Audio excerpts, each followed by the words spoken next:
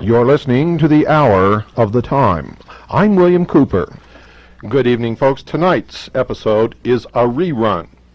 Due to the great mass of bullshit poured out on Radio Freemasonry just prior to this program, we will expose this wolf in sheep's clothing in his own words. Tonight we're going to play a portion of a program that originally aired on June the 23rd, 1993. If after hearing tonight's program you wish to order that original broadcast, it is tape number 123 in our catalog. That's tape number 123 in our catalog. We discussed this rerun a little bit last night, so you all know the subject. But you all need to hear it again, even those of you who heard it the first time that it was broadcast, and those of you, of course, who have never heard it and are struggling, attempting to understand the purpose of the Hour of the Time. We hope that this rebroadcast will bring some things into the forefront that have been lurking into the shadows, and will make some of the conversation that you've heard on the Hour of the Time much clearer. We encourage you to order the original tape from the original broadcast on June 23rd, 1993, so that you may study its content in your home. Now, without further ado, we go in to the rebroadcast of the Mystery Exposé. At the end of this rerun, ladies and gentlemen, we will open the phones for your comments and questions. Now, folks, I'm going to take you into the mind of someone who has been an initiate, an adept, a priest of the mystery school for many, many years. I'm not going to identify this person until the end of the program. I want you to see if you can guess who this person is and what this is all about. If you can, then you'll know instantly what this program is for, the reason behind it, and you'll be able to understand a little bit better how you've been manipulated for many, many years by the priest of the hidden religion called Mystery Babylon. And if you can't guess, then at the end of the show, you're going to be told, and you better be holding on to your chair because it just might knock you right out. Just might knock you right out. I'm going to quote from a book that this person wrote. This person verified something that I wrote in my book, Behold a Pale Horse, and that is the calendar of the hidden religion of Mystery Babylon. It's 6,000 years, and it started in 4000 BC and ends in the year 2000. Quote, "The Great Pyramid system of passages and chambers is a chronological graph that begins in 4000 BC and continues for 6,000 years, unquote." Now, let's go to an interview that was conducted with this person by someone else, not by me. But I'm going to be reading to you, word for word, this entire interview, and this is going to take up most of the program, but this is going to give you a glimpse into the personality, the religious beliefs of the priests of the mystery religion, and you'll see sort of how they try to disguise what they really believe behind this aura of wanting to further the evolution of mankind and create some kind of a world utopia, which they know in their heart is a lie to begin with. So, I'm going to call these number 1 and number 2. Number 1 is the interviewer. Number 2 is the interviewee. Number 1, how did you become interested in the Great Pyramid? Number 2, well, like everyone else, for most of my life, I accepted the idea that the Great Pyramid was just a great big pile of stone made by thousands and thousands of slaves. But I read a book in 1967 called The Ultimate Frontier. That book profoundly affected my life. In it, they made statements about the Great Pyramid being much more than a tomb. Point in fact, it never was a tomb for a pharaoh. It is a monument to mankind and human perfection. It is the oldest artifact of an ancient system of religious belief. Then I thought, that's something I can check out. I can see if the information in the Ultimate Frontier is true or not. I started investigating. I then learned a great number of things about the Great Pyramid. First of all, the ancient Greeks were quite right in calling it the first wonder of the world. When one considers the thought, preparation, and choice of site, one will see that the solid bedrock of the Giza Plateau, the only tableland within miles capable of supporting the weight of the structure, was the most intelligent choice. There is a fantastic amount of literature about the Great Pyramid. Therefore, it is not unusual that we also find a great deal of controversy surrounding it. The British in the 1860s were the first to study the ancient building in a serious manner. By re-examining the theories of the British, which were discarded by the experts of that time, the crux of my book began to take shape. Number 1, does the crux of your book include the fact that the Great Pyramid may not have been built by the ancient Egyptians? Number 2, yes. The British did not discuss that possibility. That possibility is my own bit of research. However, most people who study the Great Pyramid realize that the civilization we know as ancient Egyptian could not have built the Great Pyramid the way we know today. It would have had to have been built. You see, the building is built geometrically perfect, and according to our present conception of ancient history, the Egyptians didn't understand highly theoretical mathematics, obviously from the way the other 89 major pyramids in Egypt were constructed. The manner in which the other pyramids were constructed was a very haphazard way of building. They are copies of the Great Pyramid. The Great Pyramid itself is, however, absolute perfection in stone, both to the pi relationship, the relationship of a diameter to the circumference of a circle, and the golden mean, or phi relationship, with which we can divide a straight line so that a squared plus b squared equals c squared. The reason why it was structured is embodied in the word itself, pyramid, which means lights and measures, that there are revelation types of lights. The word for pyramid used by the ancient Egyptians was glorious light, and the word has meaning that there are revelations in the measurements. If you pursue this hint, so to speak, you find out that the builders of the Great Pyramid are the same people that wrote the original text of the Old Testament, and they laid out their plan in the Great Pyramid as well as in the Scriptures. I hope, folks, you understand the significance of that one statement, and there's much, much more to come. Number 1, who are these people? Number 2, my opinion is they were what we call Hyksos, or Hyksos, and we find traces of them throughout Mesoamerica, India, and the Middle East, in the earliest of times. The Egyptians had 2 or 3 different waves of Hyksos rulers come in.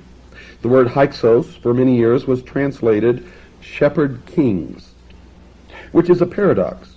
You see, looking at life the way we look at it today, how could a group who were non-warlike come into a land and take over and run things without any fighting? Yet they obviously did. And these ancient builders had a profound influence wherever they went.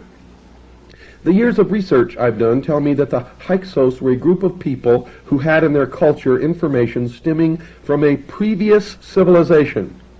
I think that our view of history, saying that it started in the cradle of civilization, in Egypt and Mesopotamia, is wrong. The surviving evidence indicates both Egypt and Mesopotamia are actually later civilizations, remnants of a far, far greater early empire. And here, folks, we see in this person's philosophy the same philosophy that Hitler pursued. The myth of ancient Atlantis, or Mu, if you will, an ancient civilization, which, when it was destroyed, left behind a remnant, a surviving element of that race, which is a super race, more intelligent, smarter, more worthy than any other race on this earth, if you will, the master race. If you understand the esoteric meaning of what you're hearing, you are hearing Nazi philosophy, National Socialism, Hitler's vision of world history. And when you find out who this person is and what he's doing now, we'll all come together. We continue. Number one, do you think the Hyksos race was a race chosen by some greater intelligence to impart a superior ideology to the rest of the human race? Number two, not so much chose, but actually chose themselves. All genius is self-appointed. I would say these people were a remnant from a previous culture, and they had something they wanted to do, and they embodied their thinking in their work, and they influenced people by their works. Folks, that's the Luciferian philosophy. Continuing. They came into the land, and there were already humans in the Nile Valley. But they came into the land in an unobtrusive and dexterous maneuver so as not to alarm the existing culture. They came in without fighting. They took the worst land. They didn't try to impress their knowledge on the others. They just did things in a better way. Soon the people in that area were paying attention to them. Once they gained the attention of the people, it didn't take very long before they were running everything, because they did everything with better methodology, which is the way life ought to be. You ought to show by example. Number one, what happened then? Number two, fairly soon after arriving, they suggested to the people that as life was now so peaceful and harmonious, it would be a happy challenge to build a monument to the future of mankind. In my opinion, the Hyksos philosophy and the philosophy of many modern people is identical in that human beings can be perfect if they work toward that end, and that is the heart and soul philosophy of Mystery Babylon, the mystery schools, that man himself will become God.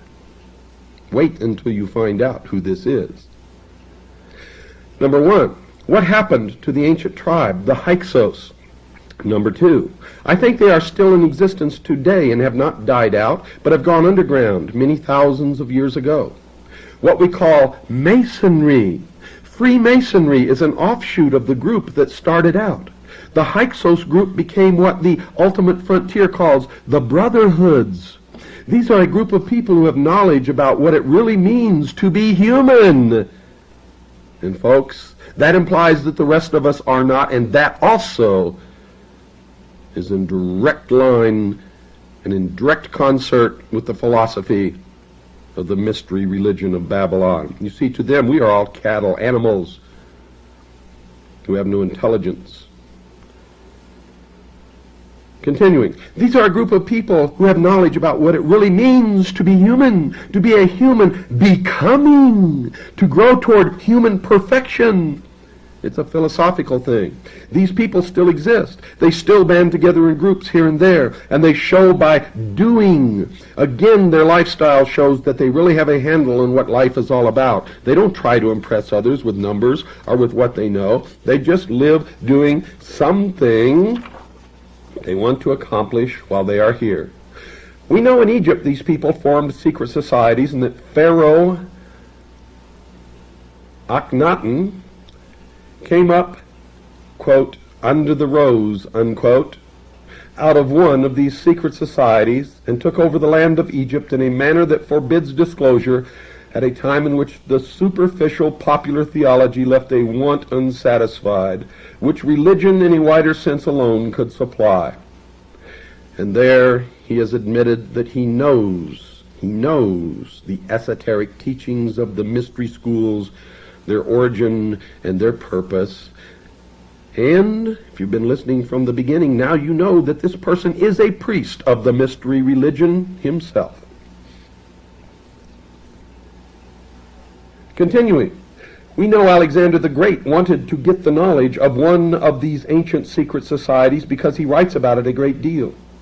Pythagoras consented to be circumcised in order to become one of the initiates of these secret societies, which are the Hyksos population carrying their knowledge of science and the universe and cosmology with them and keeping the truth secret so they wouldn't be persecuted and wiped out.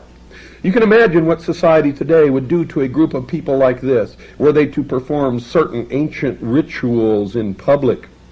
Look what they did to Akhenaten. As soon as he was dead, they destroyed the city he built.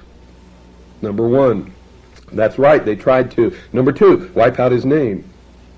Number one, yes, because he taught there was only one God. Number two, the human tendency in the mass populace. Number one, when you use the term mass populace, are you referring to a group of people who have become undeveloped on account of a too pleasant or a too severe climate, or even from physiological or psychological causes?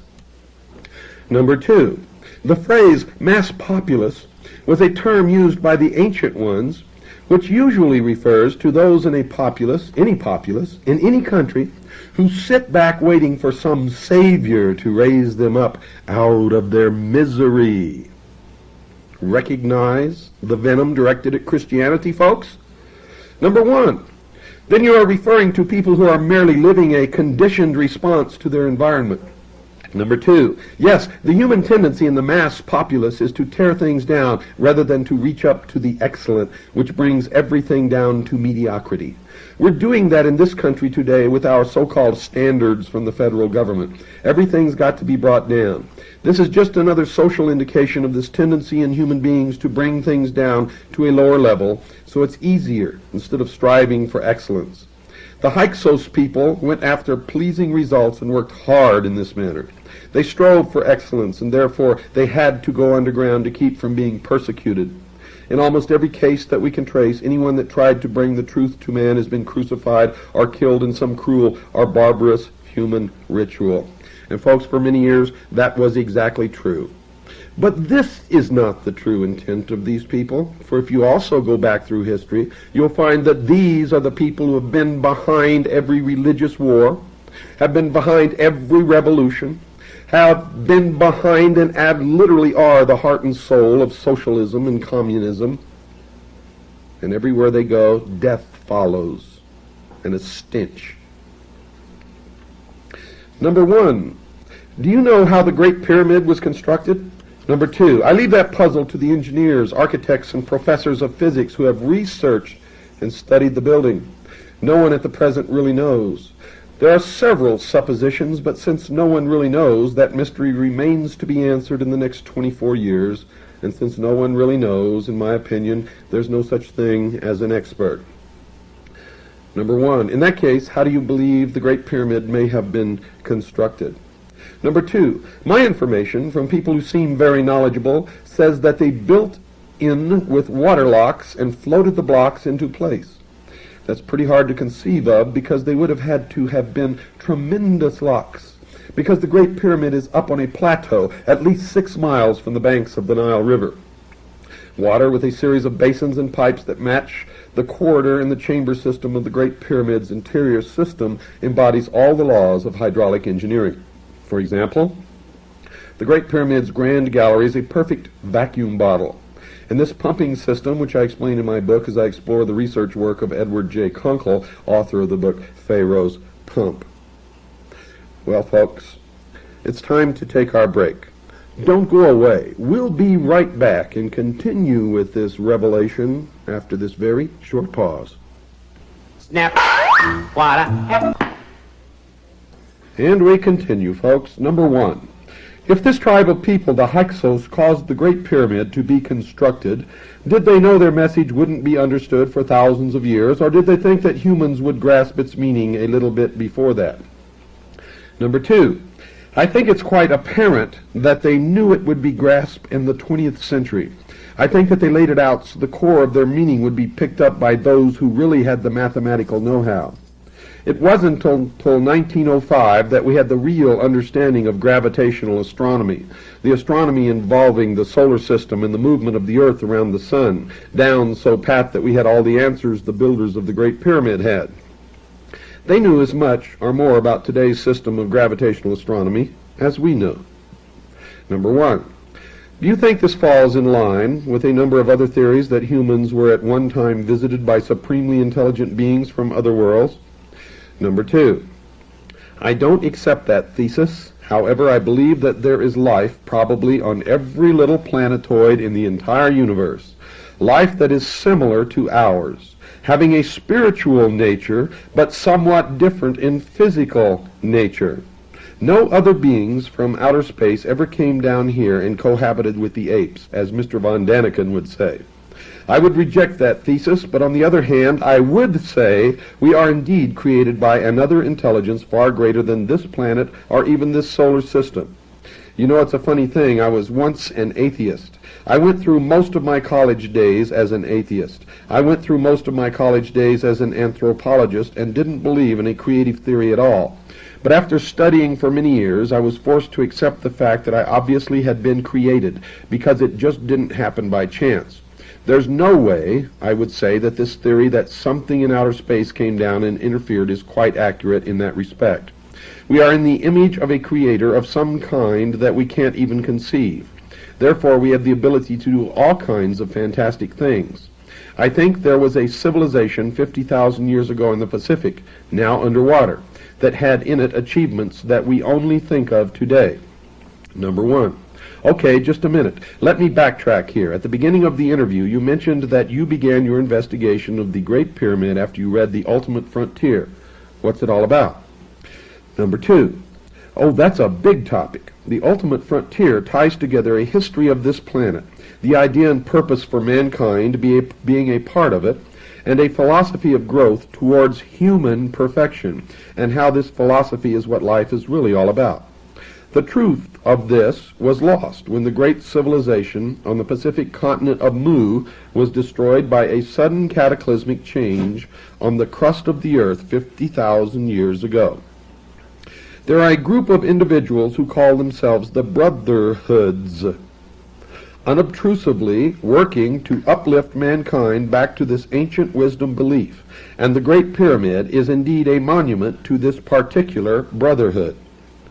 Number one, perhaps the truth is never lost. Perhaps as we evolve towards a true understanding of essentials, we suddenly find ourselves faced with a question where we discover that we have really understood nothing at all, and consequently have to begin learning all over again on a new and higher level. Perhaps the memory of the destruction of Mu and other catastrophic events is contained in the collective unconsciousness of man. Perhaps some humans, direct genetic descendants of the survivors of these cataclysmic events, carry in their bloodline a genetic mutation. Let me read that portion again, folks. Perhaps some humans, direct genetic descendants of the survivors of these cataclysmic events, carry in their bloodline a genetic mutation.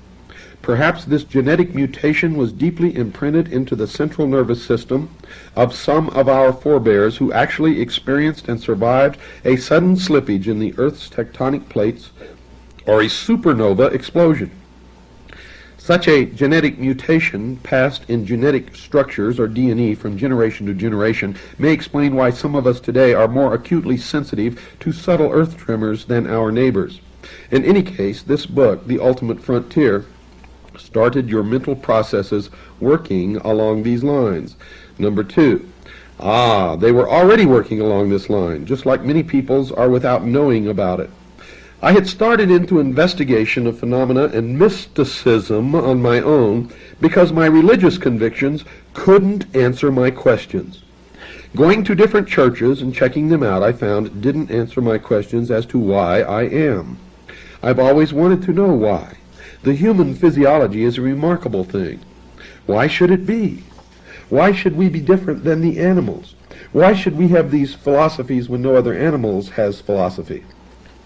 I studied many of the standard religions, but they couldn't answer my question to my satisfaction. I didn't like the idea of blind faith. I didn't like the idea of blind faith. To me, blind faith is irresponsible and unreasonable. Then I got into science and became an atheist. I was working on a master's degree in anthropology and found that, just like the churches, the information from the scientific side fell short. They can't answer all the questions. In fact, the more we learn, the more anomalies we have, and we realize how little we know. Then my son, who at the time was 4.5 years old, nearly drowned. In fact, he did drown. He was full of salt water and unconscious for 45 minutes. He should by all rights have died. The year was 1960. I was eating at a restaurant on the beach when I saw him floating face down in the water. I ran across the beach, jumped into the water, handed him to my brother, who handed him to a strange old man who appeared to be a derelict. When this old man pumped out the water, I was in shock, one of my son, for the next 45 minutes. He refused to give my son to the ambulance crew and the doctor who arrived and pronounced him dead. The old man looked into my eyes and said, "This boy isn't dead. I'm going to bring him back." I told the doctor, let him keep trying, and the old man kept working. 45 minutes is a long period of time to remain unconscious without breathing. However, my son not only recovered without brain damage from that episode, but he told us in the hospital exactly all of the events that took place. From me running out of that restaurant, jumping across the breakwater, diving into the water, and getting him, handing him up to my brother. He recalled all of this as if he had been watching it as a spectator, and yet he was unconscious. I mean, he wasn't Gene Dixon or anything. That personal experience was positive proof in my mind that the human mind is a lot greater than that body. Number one, did it reinforce a previous belief, or did it really serve to allow you to see for the first time that there are other realities? Number two, it made me relook at some of my own experiences. It made me stop and think about a lot of things. For instance, the first thing it made me think of is when I was studying anthropology. I was studying the theory of evolution, chance evolution, chemistry just providing a scenario for itself to keep procreating and surviving and improving and so on.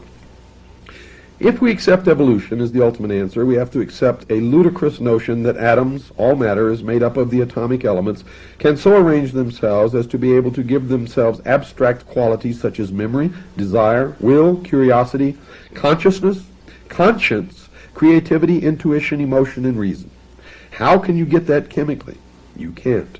It has to be something else that is endowed, and man is the only one that has it.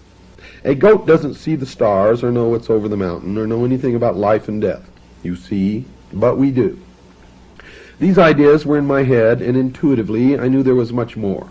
But when that happened to my son, I realized that I, too, am a discrete bundle of mental energy. Only I didn't have that phraseology for it. I didn't know about what life was all about as I feel I do now. Number one, were you able to determine the capability of the human being to deal with all these diverse areas of knowledge?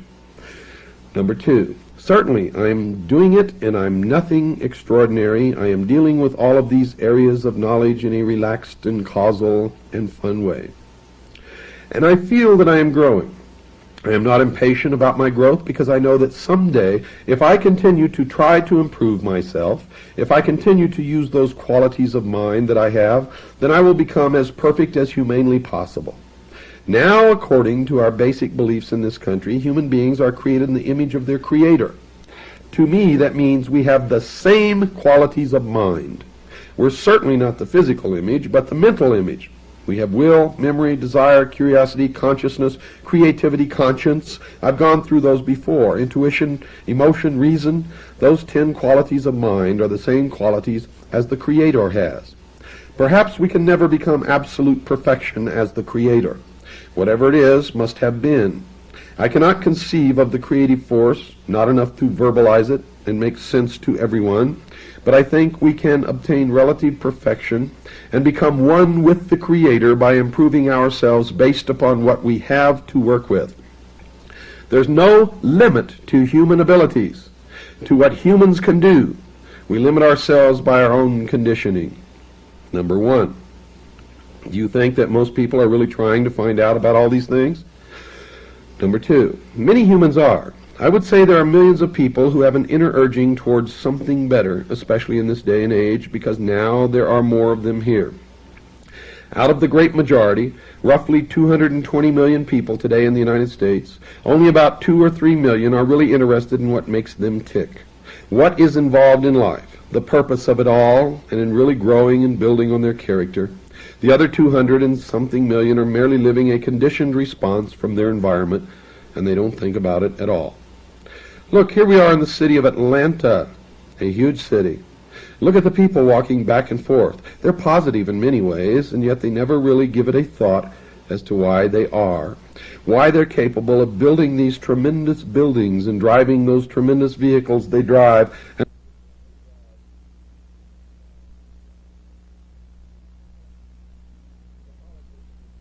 Catholicism has been losing quite a few members because those members say that their religion is not in tune with the times, and this is the case in many other religious bodies. Do you believe that formal religion is just not keeping in tune with the times, or has it ever been in tune with them? Number two. Oh, considerably in tune. Essentially it's this: the church for the last 2,000 years has done a remarkable job with what it's had to work with. Remember, they're dealing with part of the truth. Part of the truth. I've just finished this week a new book called The Life and Death of Planet Earth. Now what it points out is that the absolute truth is what we're all trying to find out, and we prove this subjectively. We know it, and nobody can change our minds. Because we know it just like I know that fire burns my fingers because I've stuck them in there. You can tell me all you want, but I won't believe it until I do it. Knowledge is what we're seeking. The churches started off with a paradigm, a framework of understanding, and they had to work within that framework, and their framework was quite narrow. Then Jesus came along and broadened it tremendously. He resurrected the ideas of love and brotherhood, and working, you too can do as I do. He was showing by his lifestyle that you can be perfect. You can know yourself. You can know your Creator. You can know what it's all about. All you have to do is get off the dime and stop being so lazy and pay attention. That's what he was saying. Human beings have a tendency to want to put frameworks around things so they can be comfortable with them. So the early church put a framework around the truth. Theologians have translated and interpreted what has been said by all the great teachers until it's been quite distorted. However, even with all of the translations and misinterpretations of what was really said in the ancient times, they've done a remarkable job. They've done some bad things as well as good things in the eye of history. But the information is here. All you have to do is want it and dig for it. I found it. I found it for myself. There's more than one path. The reason I followed the path of the Great Pyramid is because I'm a doubter, a skeptic, and there's something made of stone, the world's largest stone structure. It can be checked and rechecked and measured and remeasured. It's been around for a very, very long time, and there's no doubt it's there. However, the metaphysical idea, somebody going into a trance and some voice talking through him telling me he's Jesus, that doesn't prove anything to me. It could be, but I could never prove it. I can prove what the Great Pyramid does, and that turned me on. There are answers to everyone's questions. We each have progressed, you see. I accept we've lived many thousands of lifetimes. Let me repeat that. I accept we've lived many thousands of lifetimes. People say, oh, reincarnation, I can't believe that. Well, they probably didn't believe it in their last lifetime either. I probably didn't either. However, each time we live a life, we learn something more towards this perfection. We're supposed to be growing until finally we reach a point where we choose our incarnation with such great care that we incarnate to two very sharp parents, at which point we grow with a tremendous rate of speed. That's the purpose of it all. Civilization's purpose is to provide the playground, the background, the environment that enhances soul growth, character growth, an environment which enhances the ability of humans to practice the virtues. By practicing these virtues, love, brotherhood, and working, you too can do as I do, which are part of universal law. What you put out comes back to you, karma. You set an example for others by practicing patience, tolerance, forbearance, kindness, and charity. In your everyday life, you grow. By your example, you set off a multitude of self-sustaining series of events, a chain reaction which strengthens the truth. I found this for myself. This is the message in all of the esoteric teachings in all 7 of the great religions. I think the key thing that the present human civilization is missing is that the idea has been lost that we're all responsible. Individual responsibility has been lost. We want some wizard to come along and do it for us. We want the preacher on Sunday to save us from our sins.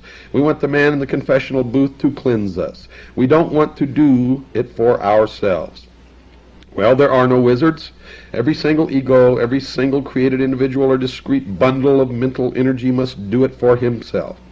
This is part of the message of the Great Pyramid, and as soon as humans realize this and take responsibility for their actions, the problems of the planet Earth will be diminished 1,000-fold. Number one, I found it most fascinating, the fact you mentioned a moment ago that the individual ego has a hand in the choice of his or her own incarnated person.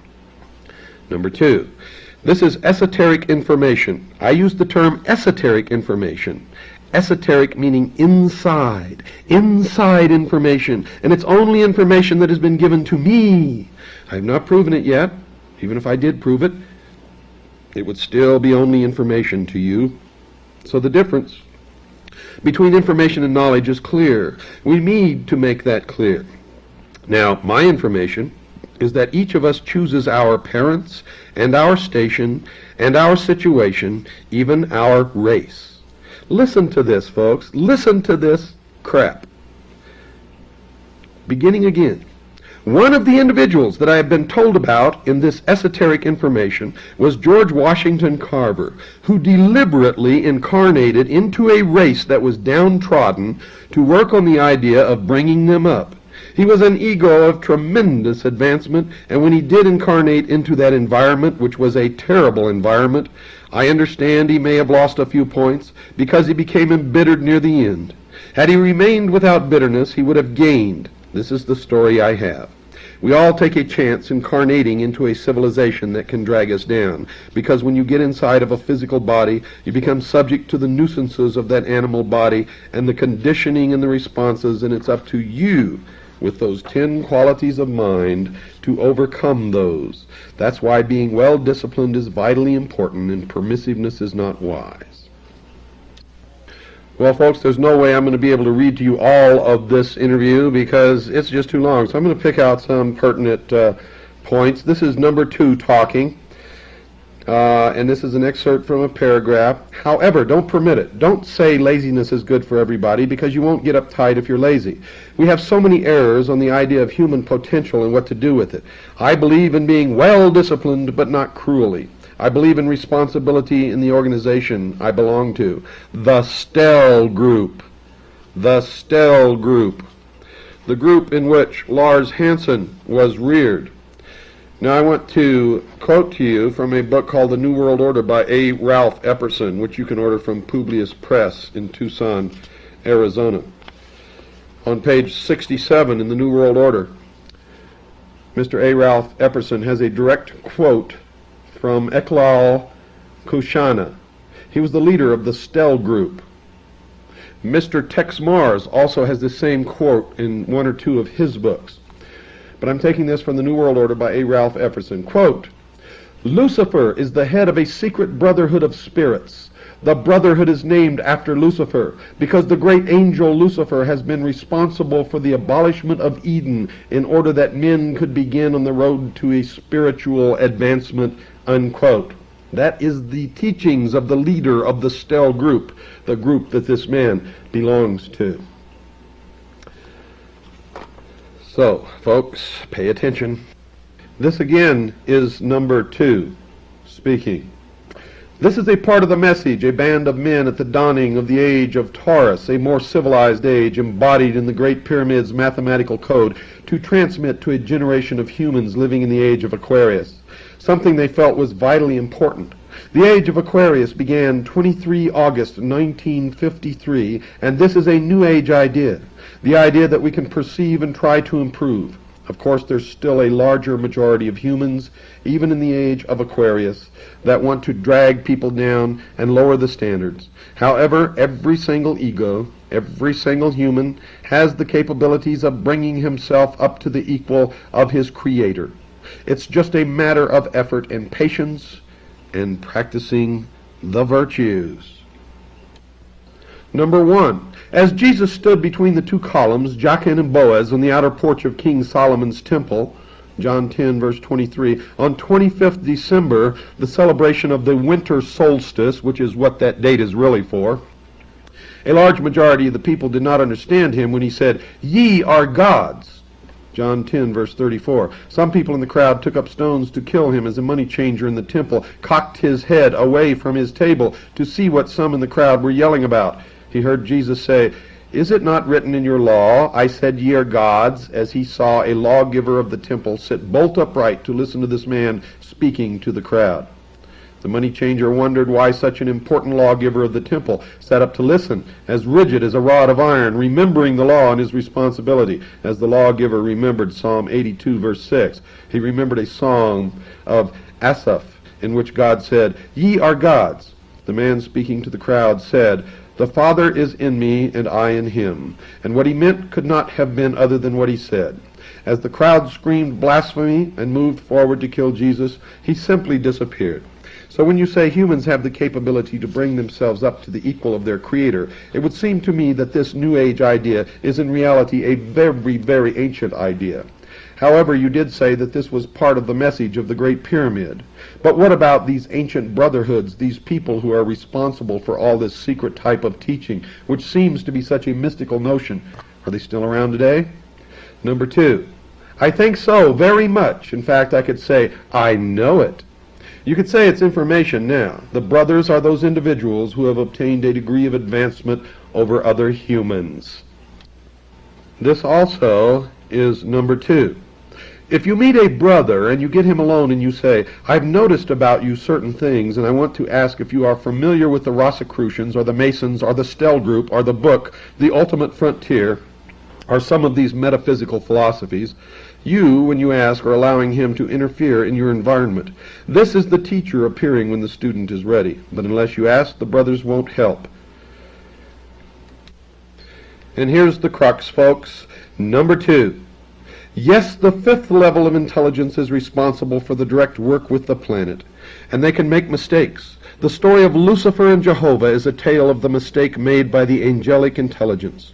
The argument between the angelic forces on the 5th level of existence is that Jehovah, according to my philosophy, believed that humans could advance with a perfect environment, so at first humans were given the Edenic state. All they had to do was eat bananas, sleep, chase the girls, make love, swim, sun, and sleep. But they didn't grow in that Edenic state. They were lazy. All they wanted to do was eat, drink, make love, and sleep some more. They didn't want to grow. So Lucifer said, "We should help mankind grow. And you know the rules. We can't go down and do it for them, so we'll give them problems to overcome." And zap, like the thunderbolt of Zeus, Eden was gone, and we now have winters in Chicago, and man has to overcome. Now, folks, I don't care if this man worships Lucifer. I don't care if he believes what he believes or belongs to the mystery schools. You all know me. I believe in the Constitution and that we all have a right.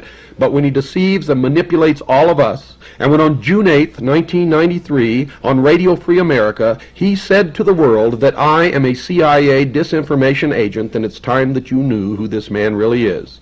I want you to track down and read these books that he wrote. The Great Pyramid, Man's Monument to Man, New York, Pinnacle Books, 1975. The Life and Death of Planet Earth, New York, Pinnacle Books, 1977.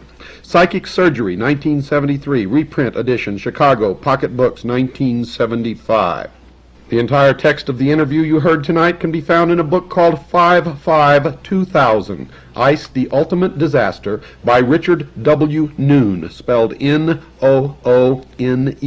and he was the interviewer number 1. Folks, research the history of Willis Carto. Research the history of the Liberty Lobby. And specifically, Radio Free America. Tom Valentine has been a member of the Stell Group for most of his life. He has also been closely connected to the Communist Party by his own admission. Wake up! The members, the high priests of the mystery schools, are enacting ordo ab chaos. Create enough chaos, and then they can step up and take control and establish order, the New World Order. Now you know why on Radio Free America Tom Valentine gets so angry when someone questions Freemasonry. Now you know why he covers for the secret societies and for Freemasonry. And now you know why he has attacked me, because I am the enemy of Mystery Babylon. And there you have it, folks. And yes, there you do have it, ladies and gentlemen. I want to read to you a letter that I received today, talk about synchronicity, from my good friend in Tucson, Arizona, a Ralph Epperson. He says, and I quote, "You might enjoy letting your listeners know about a quote I just found in a book entitled Legenda of the Ancient and Accepted Scottish Rite of Freemasonry for the Southern Jurisdiction of the United States, written by Albert Pike. This book was written by Mr. Pike in 1888, 3 years before he died, and was published by the 33rd Degree Council when they were in Charleston, South Carolina. This quote should settle the question once and for all as to who the God is that the Masons worship in their lodges. Here in Tucson, one of their lodges is called a cathedral, and another is called a temple, 2 words describing places of worship. This quote will prove concretely that the God they worship is not the God of the Bible. I have been looking for this book by Pike for many years, and presumed that it was out of print because I couldn't locate a copy. However, I knew it was not forgotten because Rex Hutchins, then a 32nd degree Mason, but who later became a 33rd degree Mason, quoted from it in his Masonic book entitled A Bridge to Light. So I considered it fortunate when I found that a publisher of out-of-print and rare books called Kessinger Publishing Company in Keela, Montana, had reprinted it. It is their claim that Legenda is a series of monographs intended to supplement the ritualistic instruction of the book written by Mr. Pike called Morals and Dogma. As you know, the first 10 words of the Bible are found in Genesis chapter 1, verse 1, and are, quote, "In the beginning God created the heaven and the earth," unquote. That means that in the time before there was something, there had to be nothing. So God created something out of nothing when he created the universe, or there would not have been a need for a beginning. But Mr. Pike does not agree. This is what he says on page 109 of Legenda in his explanation of the 28th degree. Quote, "Nothing is produced from nothing, because existence can no more cease to be than nothing can cease not to be. To say that the world came forth from nothing is to propose a monstrous absurdity. Everything that is proceeds from that which was, and consequently nothing of that which is can ever not be." The letter I in the word is was capitalized by Mr. Pike. It is customary to capitalize the first letter in the name of a deity or a noun that refers to a deity. Does this mean that he is making a deity out of matter? Well, folks, Lucifer is the god of the material world. So Mr. Pike says that those of us who believe in a God who created the universe out of nothing believe in a monstrous absurdity. The Christians and the Jews who believe in the God of the Old and New Testaments believe in a monstrous absurdity when they profess that their God created the universe out of nothing. Let there be no doubt, Pike told his readers that he and the Masons do not worship the Creator God. They worship a secret and concealed God in their cathedrals and temples who cannot create anything. In fact, Mr. Pike agreed with that statement. He wrote this about their, quote, sun god, unquote, on pages 253 and 254 of Morals and Dogma. I might remind you that Radio Free America is carried by the Sun Radio Network. Quote, Amun, at first the god of Lower Egypt, was the sun god. He created nothing, unquote. And to show that this is true, he repeated the idea on page 281. Quote, the supreme being of the Egyptians was Amun, a secret and concealed god, the original light. He creates nothing, unquote. Yet he calls this god the supreme being. If the universe had 2 gods, one who created everything from nothing, and one who created nothing, I would presume the first God who made everything, including the second God, would be superior to the second God who created nothing. So the only way you can resolve this problem, if you believe in this second God who created nothing, is to claim that there is no Creator God. Then your God can then become the supreme being. And that is what Mr. Pike did, make no mistake about it. The Masons do not worship the Creator God, the God who made the world out of nothing. And that is why they have chosen to call their God the great architect of the universe. And that is why the Brotherhood in the ancient times was called the Builders, and today are called Freemasons, or Freemasons in the French. It is known that architects do not draw plans to create a structure out of nothing. They design structures that must be built from existing materials, or, if you will, out of materials that must be changed from one form to another before they can be integrated into a structure. The Masons worship some other being, one that they know can create nothing, and that includes the Stell group.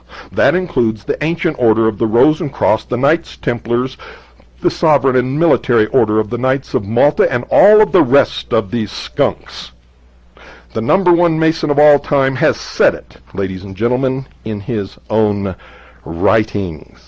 I have never claimed that Tom Valentine was a Freemason. I have only claimed what you have heard in this broadcast tonight, and I am sick of his stinking lies, and I am sick and tired of you stupid sheeple out there who cannot study or listen or repeat exactly what you hear, but have to make up some strange tale in order to cover your pathetic ignorance.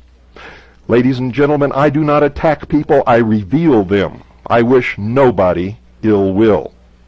I don't care what altar anyone worships upon. You are listening to a true constitutionalist who believes 100% in our right to practice the religion of our choice. I would fight for any one of you if that right were threatened to be taken away. Where I draw the line is when you lie, when you deceive, and when you manipulate the rest of us to pit us against each other so that you can bring about your silly, stupid utopia, your dream of 1,000 years of peace on this earth. You will never do it because you are mankind just like me and everyone else who you claim are nothing but cattle. And because you are man just like me and everyone else, you suffer for the same inherent failings that I and everybody else who lives upon this earth suffers from. You have the same temptations and the same greed, and you fight every day against these things. And to say that you are the only truly mature minds in this world, and that you are going to control the rest of us because we do not have the capability or the power to think for ourselves, is not only ludicrous, but is what eventually will bring you to your knees as we round you up and throw you in the jails and the prisons where you belong, and stop your wrecking of all the good that man has built upon the face of this earth. Don't pervert my words, because I'm the only one you'll ever hear on the radio who uses fact, who uses the own words of the people that I talk about, and I have no ulterior motive of trying to hurt anyone. The only reason for this broadcast and for me sitting here, ladies and gentlemen, is to wake the sheeple, empower the people, and try, like hell, to save freedom for not only this country, but for the entire world. Now, if you cannot understand what you heard tonight, then you are one of the most stupid ones out there. Those of you who are sheeple, who think you understood but aren't quite sure, but you believe that you are getting some meaning from what you heard tonight, you have a chance. And of course, the rest of you, the people who have listened to the over 32 hours of the mystery series that we've aired on this program, you already know the truth. And you are the hope for the future in this nation. Ladies and gentlemen, I've said it before and I'll say it again. These people practice the Hegelian conflict, political resolution, and they control both sides of each conflict. Tom Valentine never said a word on his program about Freemasonry until I forced him to by my broadcasts. And if you don't believe that, you go back and listen to all the tapes. Remember, a nation or world of people who will not use their intelligence are no better than animals who do not have intelligence. Such people are beasts of burden and stakes on the table by choice and consent. Shortly after I originally ran this program, Tom Valentine came on with the master of the Stell Group and claimed that he became a Christian in 1968 and left the Stell Group forever. And that is a lie. Because in the interview that you just heard, he claimed that he was loyal to the group to which he belonged, the Stell Group. That interview was conducted in 1976, and that book was published in 1982. I've said it before, I will say it again. Tom Valentine, you are a liar, and if you are not, sue me. We'll let a court of law determine it. I have all the evidence I need, mister. All of you out there listening, good night. And whether you believe it or not, I mean this from my heart. God bless you all.